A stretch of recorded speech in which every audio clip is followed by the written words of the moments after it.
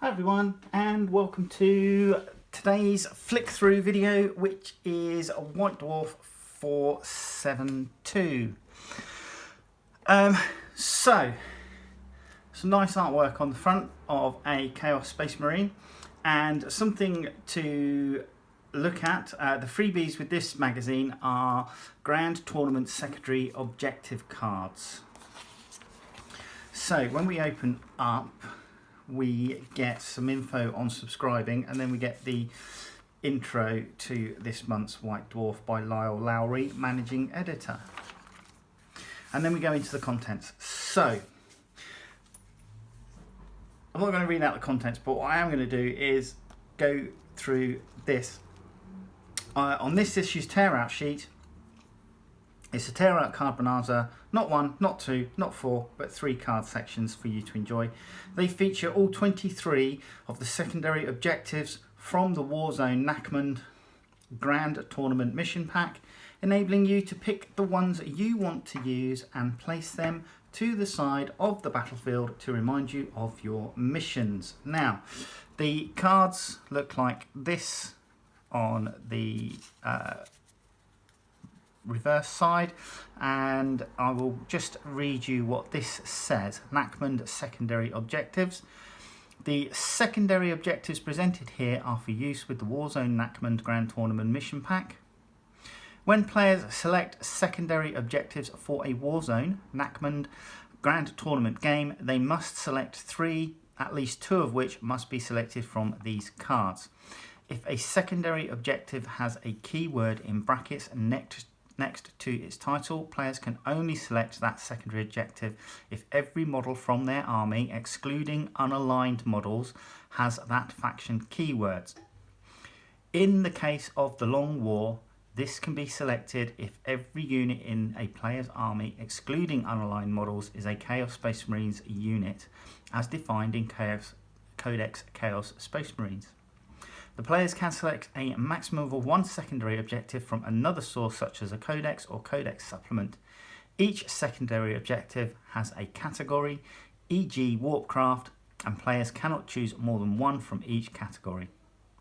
The players can score no more than 15 victory points from each secondary objective. Any excess victory points are discontinued. So I will just bring that up so that you can, if you so wish, pause the video to read it yourself. And what we'll do is we will have a quick look through these. So we have the first category of No Mercy, No Respite, progressive objective. Malefic Terror is for Chaos Demons. Progressive objective, Path of Destruction, Chaos Knights. Progressive objective, the Long War Chaos Space Marines. Progressive objective, Synaptic Insight Tyranids. And then progressive objective, Grind Them Down. We also have End Game Objective, To the Last. End Game Objective, No Prisoner. End Game Objectives, Abhor the Witch. And progressive objective, Psychic Interrogation. And this one and the one before it, Abhor the Witch and Psychic Interrogation, are Warpcraft. Pierce the Veil, Endgame Objective, and Warp Ritual Endgame Objective are also Warpcraft. Endgame Objective, Purge the Enemy, Assassination. Progressive Objective, Purge the Enemy for the Emperor, Astra Militarum. Endgame Objective, Bring It Down, Purge the Enemy. Titan Hunter, Endgame Objective, Purge the Enemy.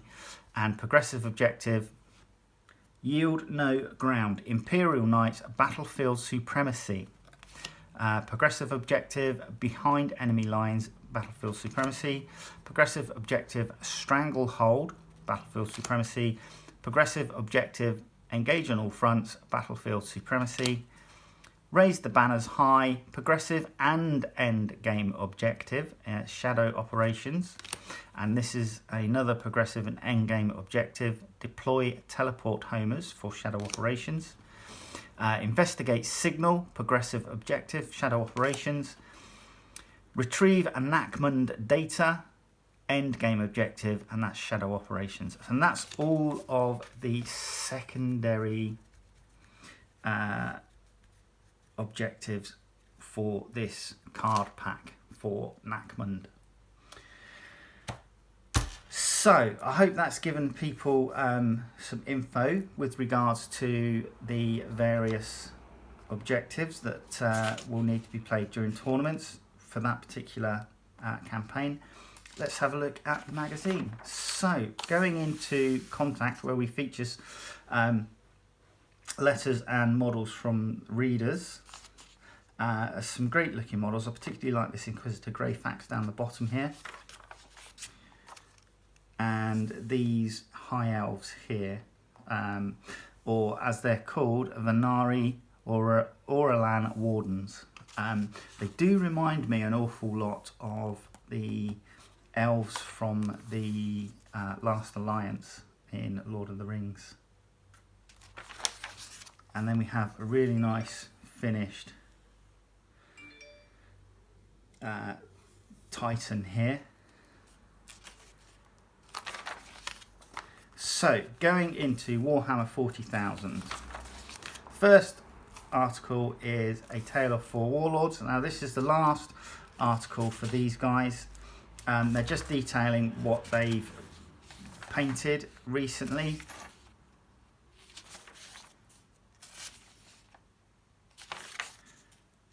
And then we have some great pictures of their finished armies. So Sons of Medusa, the Tok dynasty for the Necrons, Order of Argent Shroud for Sisters of Battle, and then War the Goths for the Orcs. And this is a massive Gretchen army, which is really nice to see actually, with lots of other units mixed in. They got a great squig off there as well. We then come into Flashpoint Mackman campaign.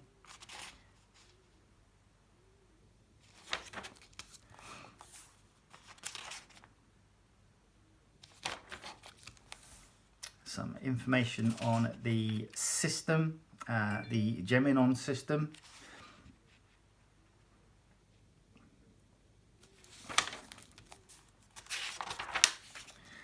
And then we have a short story, by the look of it, What Duty Asks.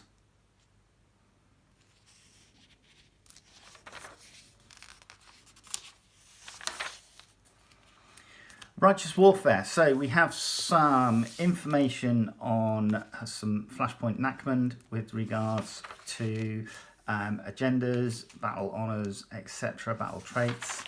And there is some info on relics. I did think I'd seen a mission, but I must have been mistaken. Infernal Deliverance. This is a battle report, Warhammer 40k, and it's Sisters of Battle and Imperial Knights take on Death Guard. So two great armies, two great looking armies, two great knights. I'm loving the posing on this particular knight here,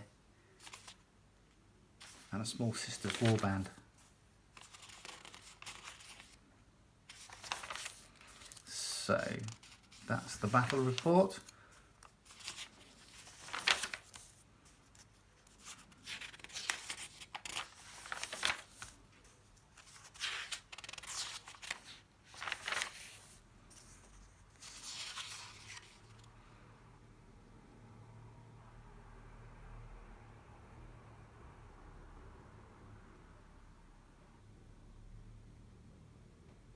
And it looks like in this particular battle, the Imperial side lost.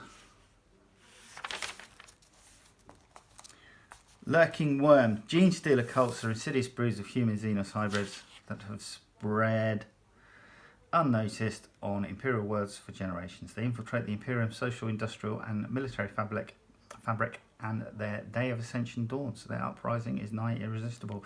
So information about Genestealer cults for kill team. Wormblade kill team.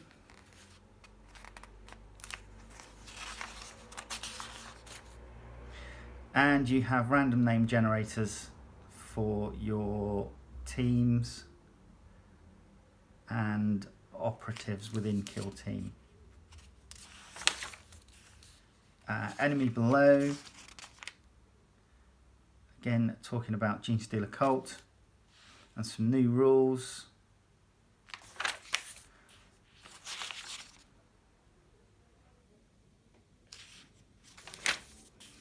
And some data sheets for some of the Genestealer cult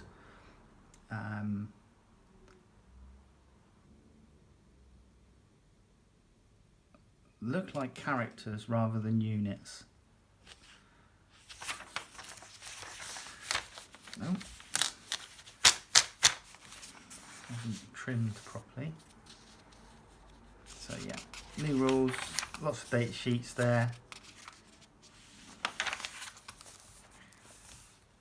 Equipment information.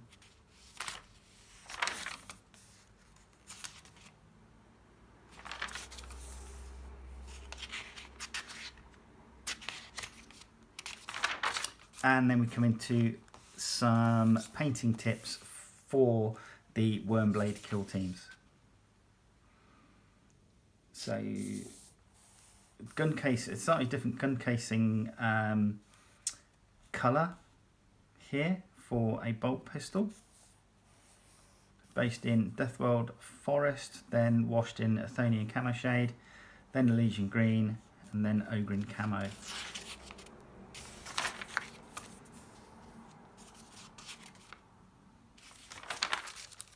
We then come into Aegis Sigmar and the Ossiarch Empire. Ossiarch Empire is a dark jewel in Nagash's crown, a chilling portent of what his necrotopia would resemble were it ever to come to pass. Across these lands, death holds sway. What life there is persists only by the will of its unliving overlords. So, introduction to that realmscape and some information on those.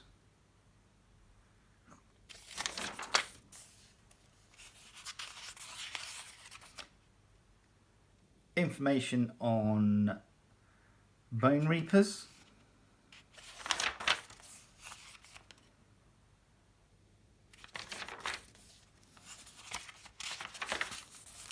And Battletome Ossiarch Bone Reapers update, new rules.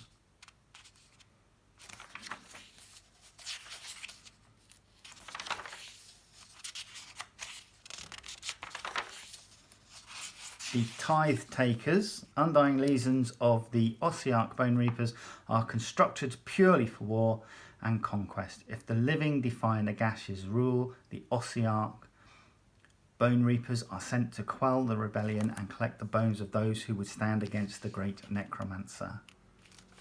So this is campaign information. And you have a Tithe Takers campaign roster sheet.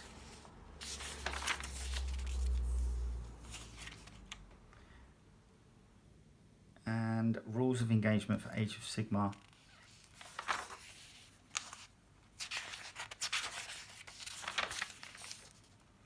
Winter Warriors, Fantastical Realms, and this gives you a colour palette for winter colours and then contrasting and complementary colours. Painting for wintry and frosty buildings and bases.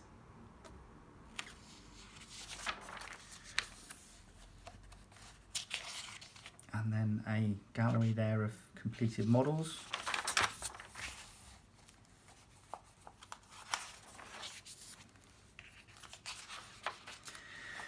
Black Library, fresh page, New chapter is written in the book of Sergeant Hanassium of the Tomekeepers of the Third Company.